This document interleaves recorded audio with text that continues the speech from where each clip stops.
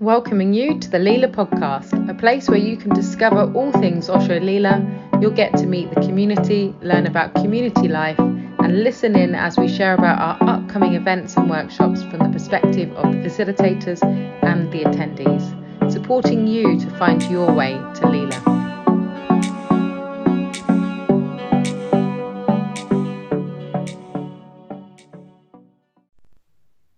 Hello and welcome to the Leela Podcast. And today we have the wonderful Chinmaya Dunster here with us. Some of you, our regular audience of Osho Leela, may know Chinmaya, and some of you won't. So we're going to find out all about him. We're going to find out about his wonderful connection to Osho Leela, and much, much more.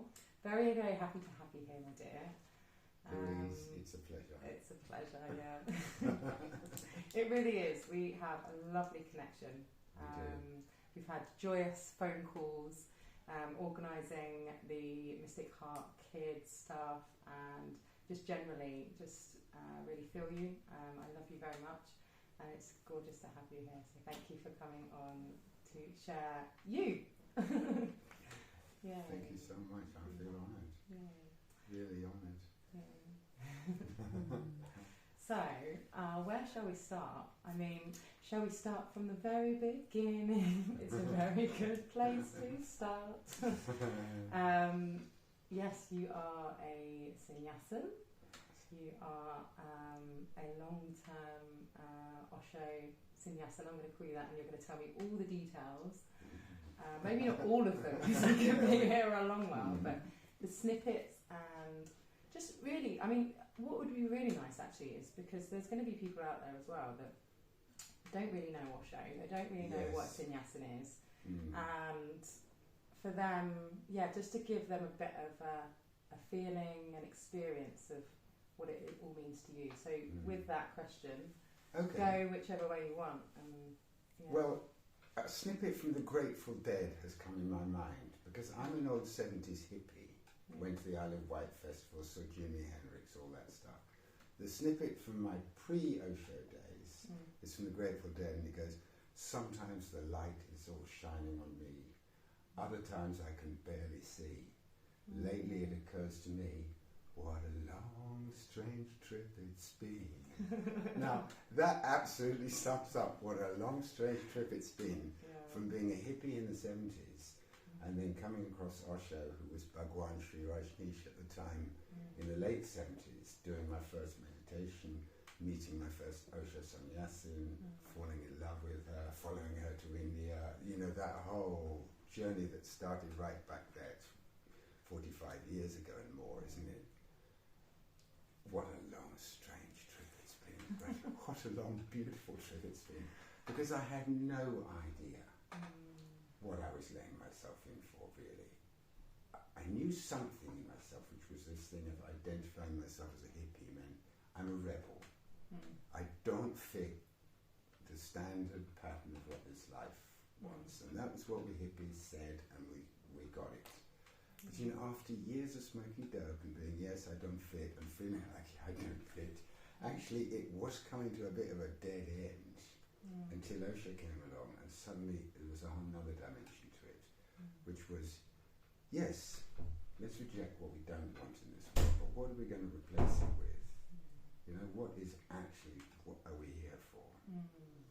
And for me then, Osho brought it to that very clear thing. It's a journey of inner discovery as much as it is a journey of changing the world. So what is this journey of inner discovery? Start looking at Indian religions and, all the different paths have been for inner discovery. I had a look around, I went to a few of the gurus and I did a few things and it was all nice. But when Osho came along into my life, something very, very fresh came that wasn't coming in any other direction. One was non-seriousness, right? We did our, we went to such and such a guru and sat with men and women separated, doing our silent meditation or saying our mantras or whatever. It was a bit serious, really, And Osho's emphasis on non-seriousness and telling jokes and making us laugh. This was an absolute golden key path where you danced your way to God, right? In his very own words, we'll dance our way to God. And if we're going to hell, we'll dance our way to hell and make it the biggest party in the world, because we're here to celebrate this life, this precious thing we've been given that's gone so fast. Let's enjoy it, right? It's something like what the hippies had, but it's not just about celebration, because you can take as many drugs and try to celebrate and dance and all the rest, but without the other golden key, non-seriousness, which is witnessing. That, to get that spoken clearly in my head and explained very clearly how he put it, you're not the body, you're not the mind, you are just a witness.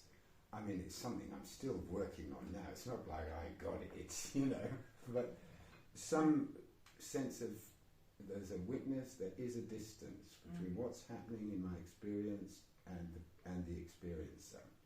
Not completely lost in new experiences all the time, but that there's somebody who stands, something, a Buddha, a presence that stands able to watch things. And then it's able to watch very painful things.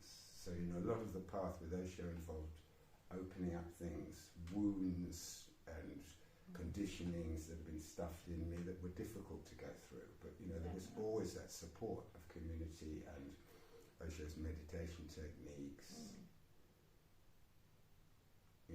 to give that support to crack open and open up. But, for me, the blessing of it has been this non-seriousness in a way, and that comes in with music, because it was through the Osho world that, I really came into the world of my music and of sharing music and so on. But that was a long answer to a short question. I don't know where I went off there, but let's see where we are. Wow, thank you. It's really lovely to hear.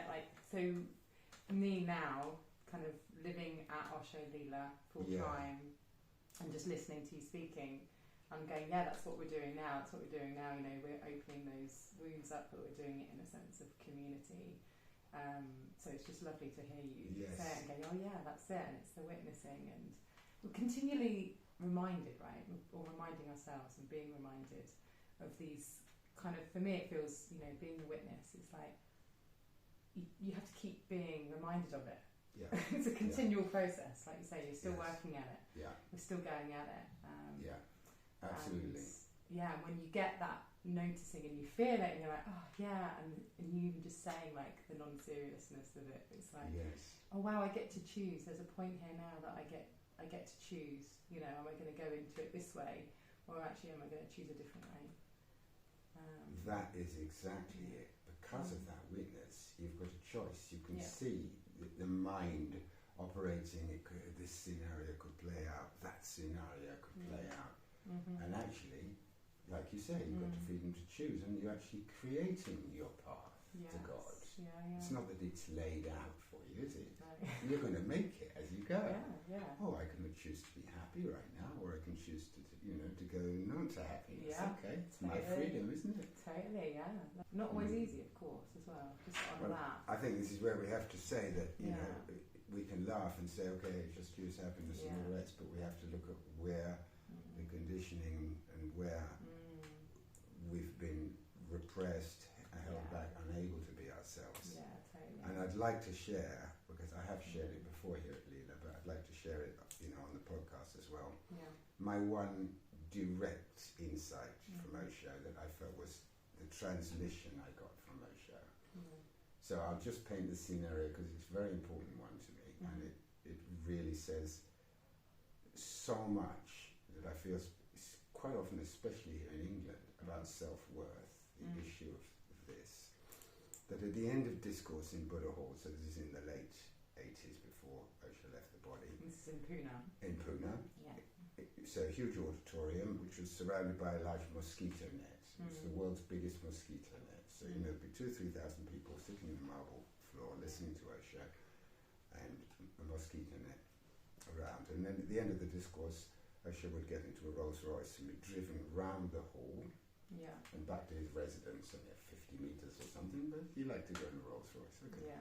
So his Rolls Royce would go round. It was a rainy night in monsoon, So the car came round, and I, together with lots of other people, went back to the mosquito net to watch the car drive, just because it felt a nice thing to do. And there's some bamboos and plants between where I'm standing, the mosquito net, some bamboos and plants and leaves, and then this little part of the road with the big rolls going very slowly past. Raindrops are falling, so I'm looking through the rain. The rolls stops right opposite where I am. The window rolls down, and Osho looks, and I feel him looking straight at me. I'm not saying that the people on either side didn't feel they were looking straight at him too, nothing special, but for me, he looked straight at me.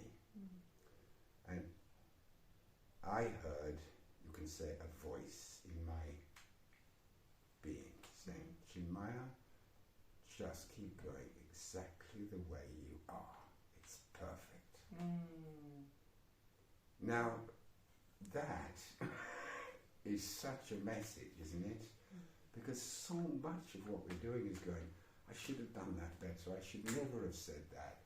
I wish I'd been nicer to that person. I wish, oh, if only I was better at this, and I fucked up doing that, and, I'm just not good enough. It's so inbuilt into us by society and religion and all the rest. I told myself via the master, didn't I? I'm not saying he told me that. It came to me through this being called Osho, that it's perfect, just the way you are. Carry on like this. And I've just carried on since then. And the blessings have piled up on me. For 40 years, simply blessings have been piled on me. I'm a musician. I'm in a tiny pond. I'm a big fish, world-famous musician.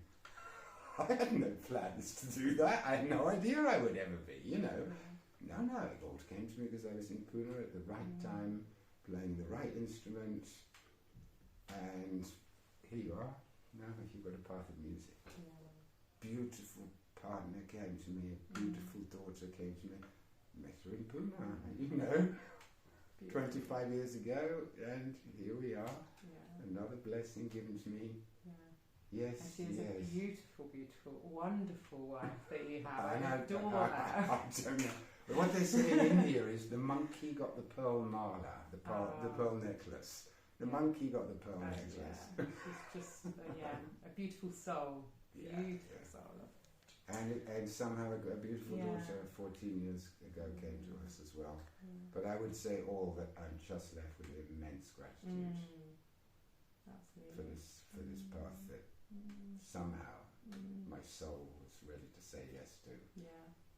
I want to speak into that piece that you just shared, because I know this piece, the voice where we have all this conditioning, the shoulds and stuff, and I've known that the inner critic is what I kind of call it. It's like going at you, and you should, and this is how it should be, and so on. And what I found just from doing the work here, which comes from everything that you guys have all created and done over the years with Osho, and now here at Osho Leela, is really releasing a lot of the old stuff and letting all that go, and allowing this, you're a beautiful person, is one of the biggest things that I hear in the sessions, in the Leela life training and stuff.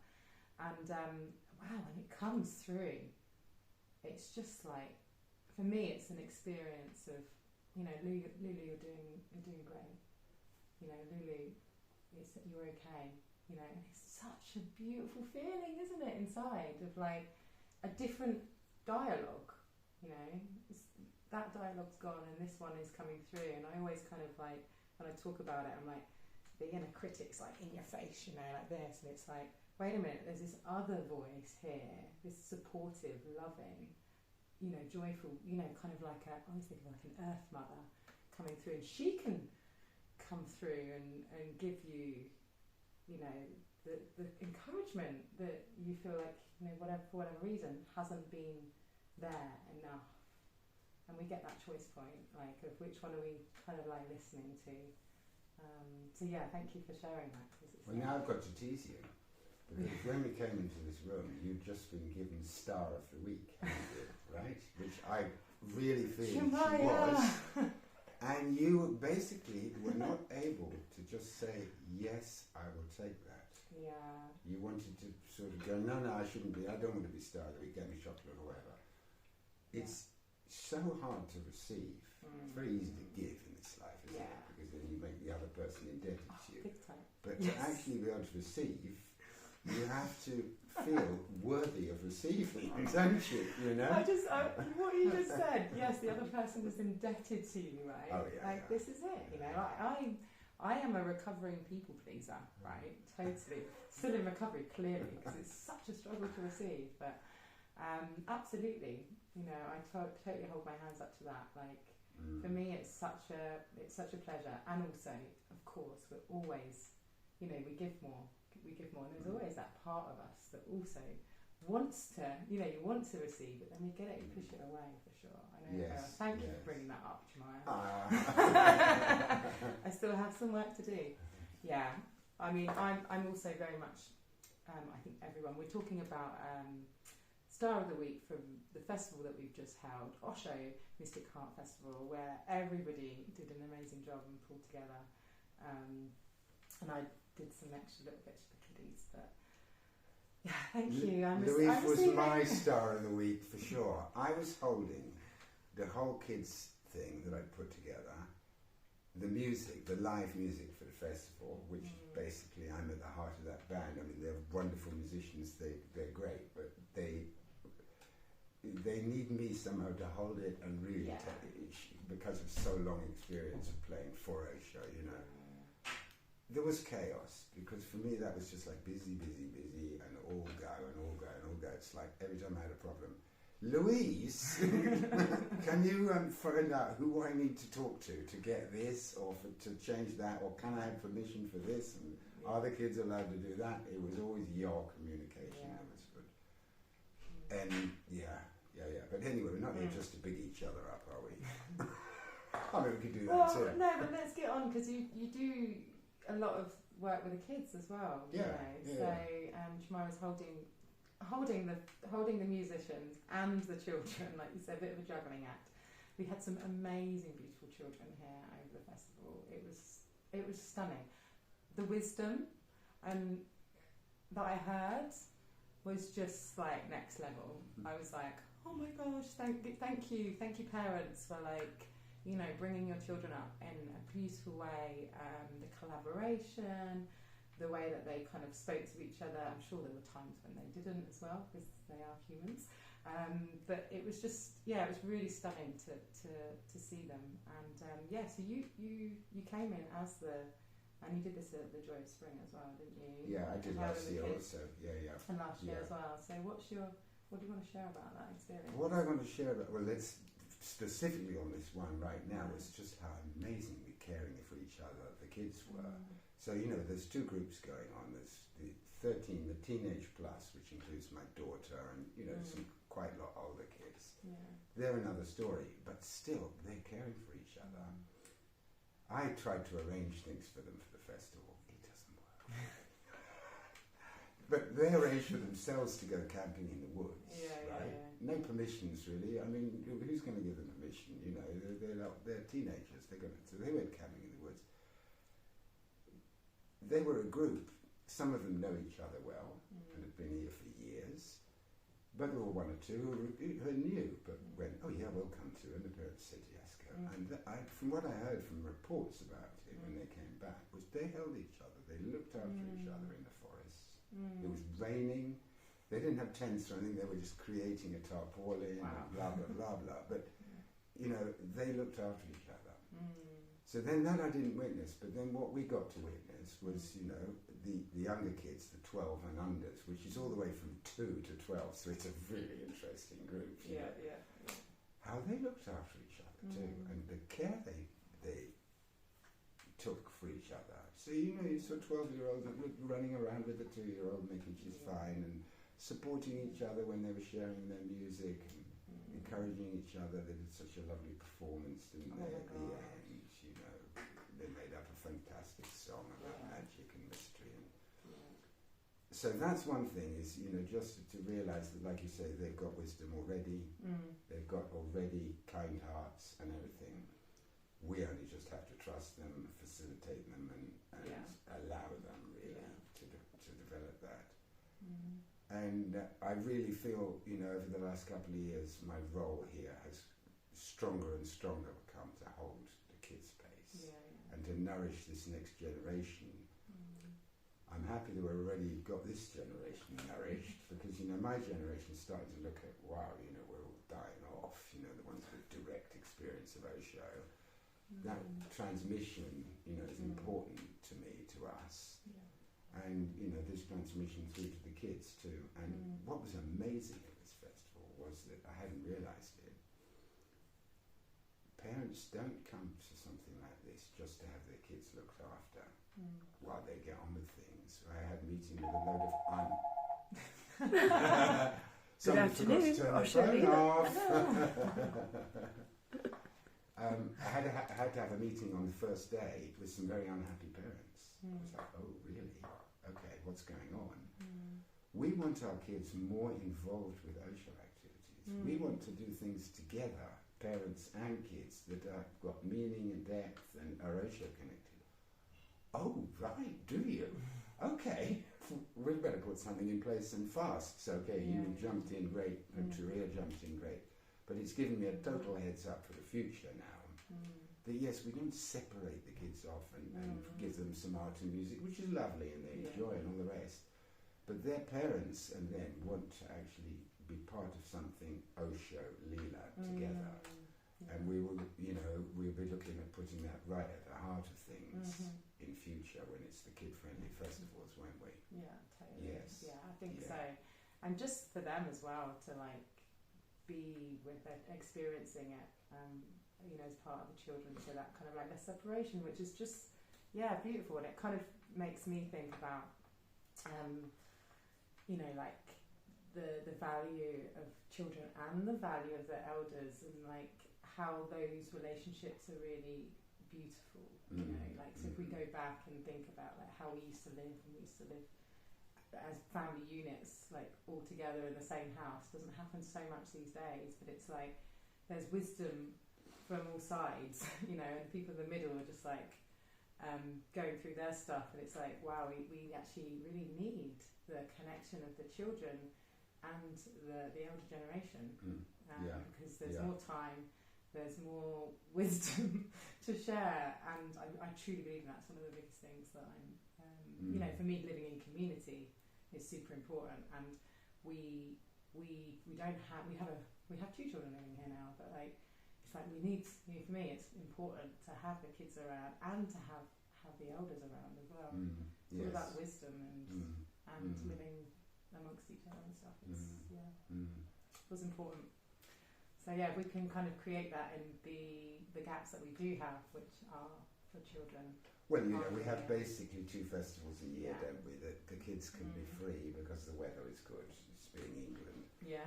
And, you know, I can speak now for my daughter, you know, who's now 14, she's been coming here for 5 years. So it's always been an amazing place of freedom for her because it's safe. You know, there's a big campus. There's responsible people here who are aware enough not to be interfering with kids and trying to control them, but, you know, want them to have their freedom but still feel safe and held. So it's, for her, it's been an amazing experience, you know, to have a place that she can run around on. And for 3-4 days of the festival, I honestly don't know where she is. You know, she might turn up to sleep, or she might be sleeping somewhere else. You know, it's a gift, isn't it? Really, it's a gift. I mean, okay, I've got a level of trust perhaps that not every parent coming here can immediately expect to jump into. But it's there, and I think parents start to feel it, you know. Yes. I hope parents start to I feel think it. we had happy children and happy parents by the end, so. Whoa, yes. So, which is really great. Ah, lovely. I would, can we talk a bit more about your music? Yeah. Because it's funny, when I make Instagram stories, I don't know if you're into Instagram stories, but I've actually used social media at all. So I use Chinmaya's music sometimes on Instagram stories. I don't know how it all works out there. Whether I'll get some sort of like 0.00001 of a penny. Eventually, every time you get it. There we go. Yeah. So just keep doing it. Yeah, and I actually even found that by accident, along with Teresha's music, which is also available in that format as well. So yeah, tell me a bit more about it, because. Okay, so we've got some other interesting stories here. If you're ready and time for them, have you? We could probably go with a quickie. Yeah, let's do a quickie, and then I want to ask you something else as well. So, okay, all right. Well, a very quickie on the music is a strange thing happened when I met that Sinnyasin in England in the late 70s and fell in love and went to India to join her. Instead of going straight to Pune, we went first to Delhi. Right. We wanted to go in the Himalayas, and while I was waiting for her in Delhi, I went to an all-night Indian concert. And I wasn't really interested. I wasn't a musician at the time. I was a home guitarist, but I wasn't a musician. I wasn't particularly interested in Indian music, but I thought, I'll go. I had nothing else to do. I went to this concert, all-night concert, outdoors in the park, one artist after another. I was sort of not really engaged. And suddenly, in the middle of the night, this young man gets up on stage with this extraordinary-looking steel, flashy instrument with loads of strings, started playing it. Something in me went, I'm going to play that instrument. That's what I'm going to do. Okay, long story short, I did end up playing that instrument. I did end up with a teacher in London, and I ended up studying Indian classical music. Now, I had no ambition apart from, I want to sound like that. That's what I want to be able to do, right? Yeah. So I was practicing, as you do. With Indian music, you don't get anywhere without a lot of it. Got myself to Pune eventually. We're talking now at late 80s, Osho in the body, all the rest. I'm practicing. So sometimes I just take the instrument into the ashram and practice in the corner there, because that's what I do. I practice this thing, So then other musicians start to go, that's an interesting sound you're making. Wow. Let's see what we can do with that. Come to the music department.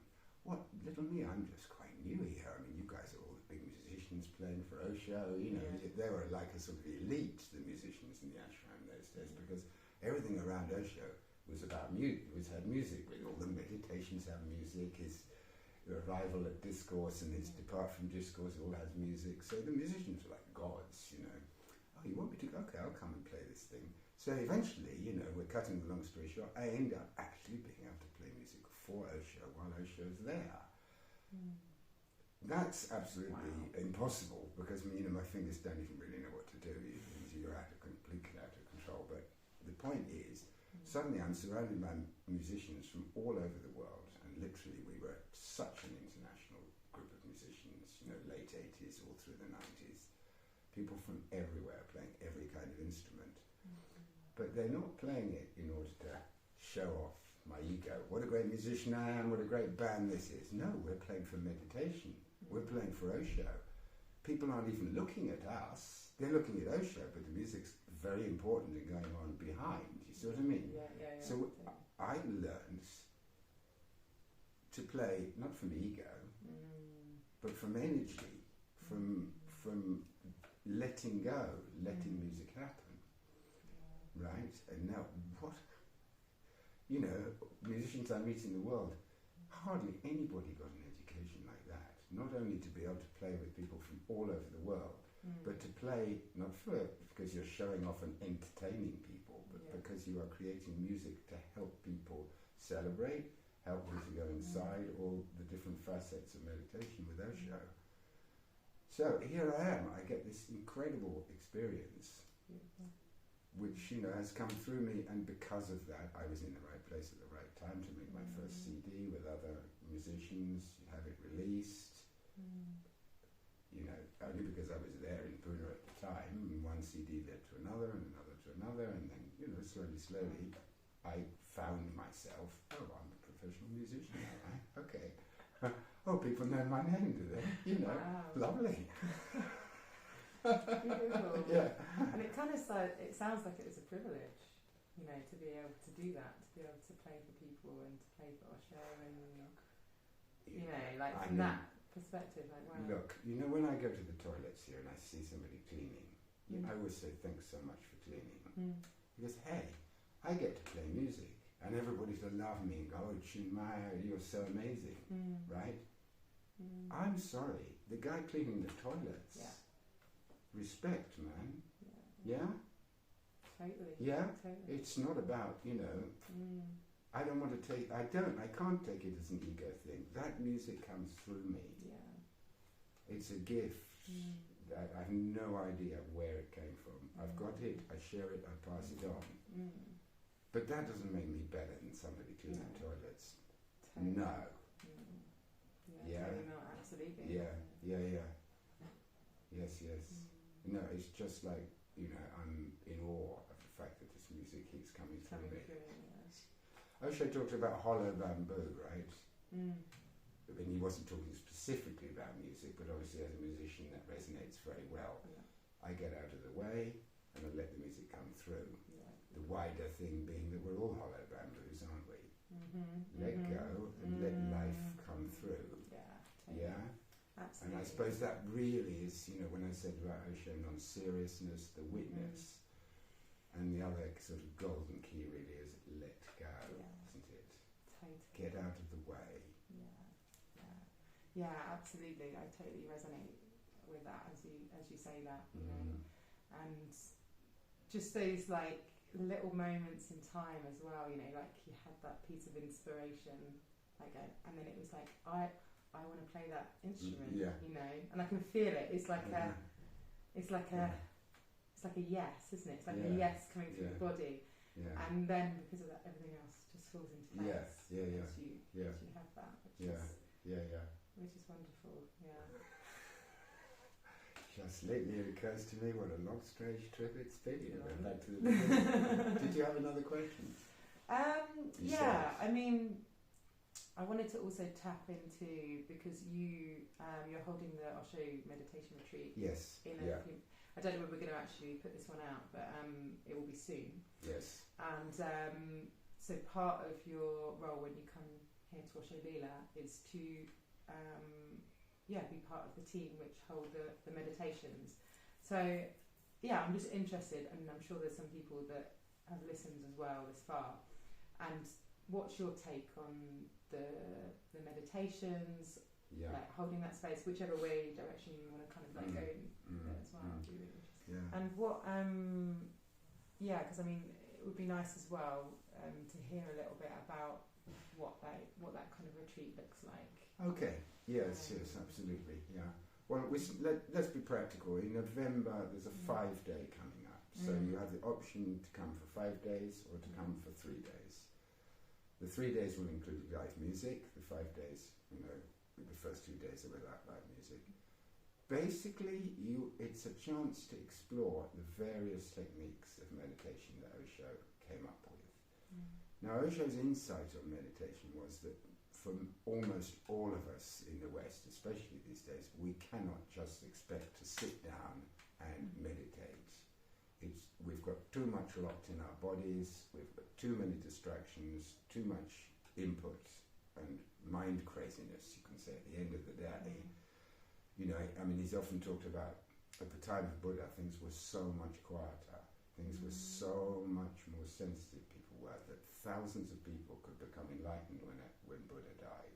Just like that, because the atmosphere was there.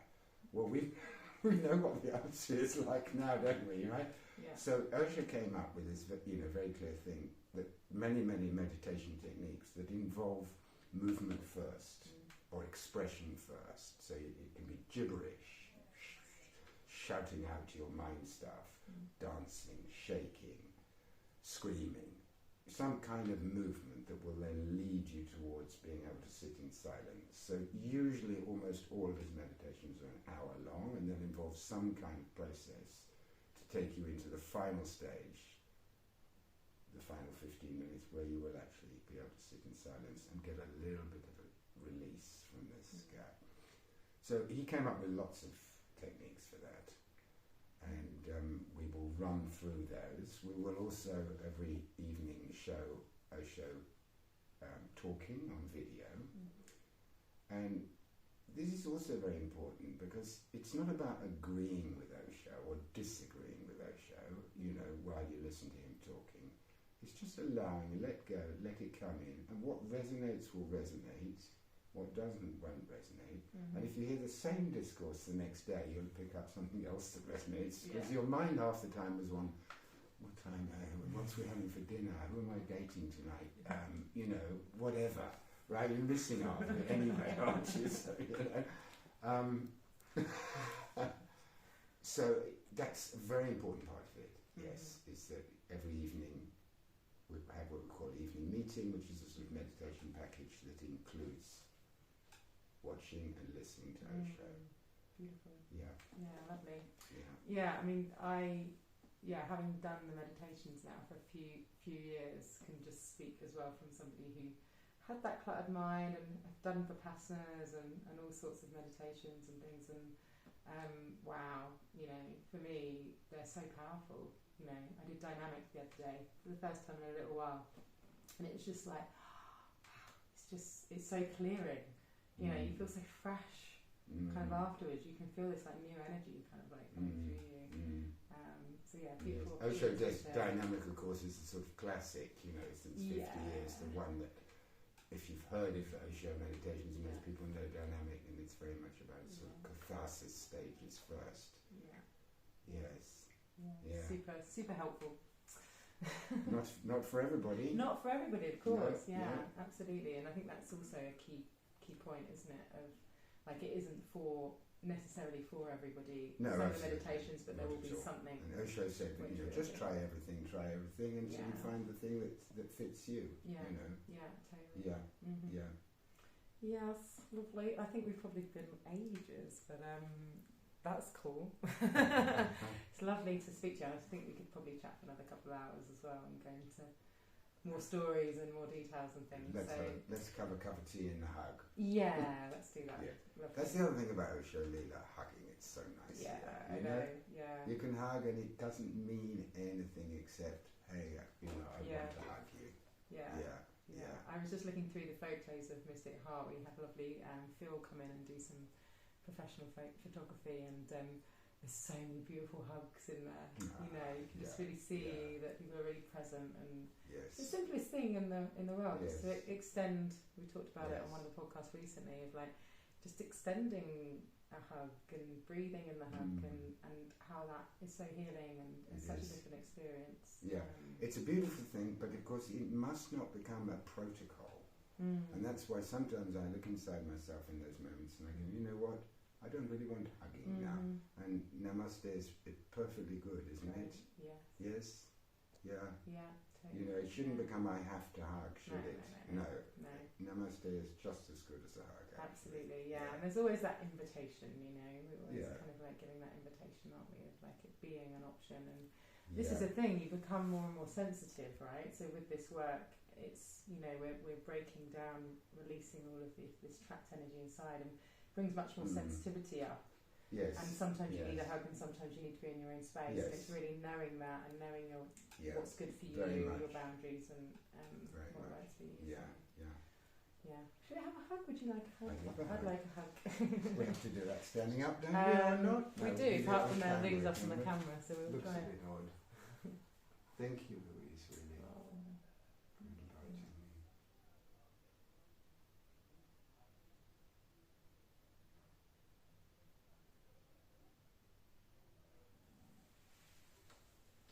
Thank you, Chinmaya.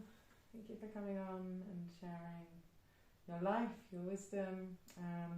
Can we breathe together for a second? Not rush into that bit.